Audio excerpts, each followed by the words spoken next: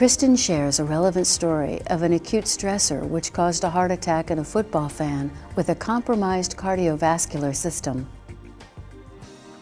But there's also the situation where acute stressors can impact cardiovascular events in people who are at risk, who are in some way have a compromised cardiovascular system. So how many people lived in Pittsburgh during Super Bowl year? How many people watched the game against the Colts? All right, almost 100% here. How many people remember at the end of the game that Jerome Bettis fumbled the ball? You guys aren't football fans. Mike is the only one here.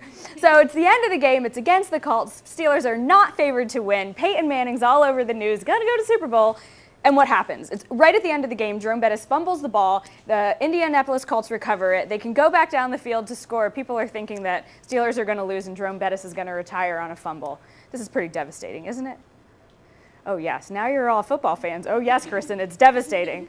And so a few days later on the news, there was this guy who, he wasn't just in Pittsburgh news, he actually made national news, that at that moment when Jerome Bettis fumbled the ball, he had a heart attack. Does anybody remember seeing this?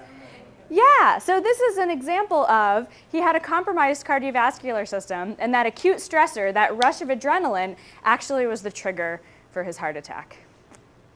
Interesting, not interesting? Interesting, relevant.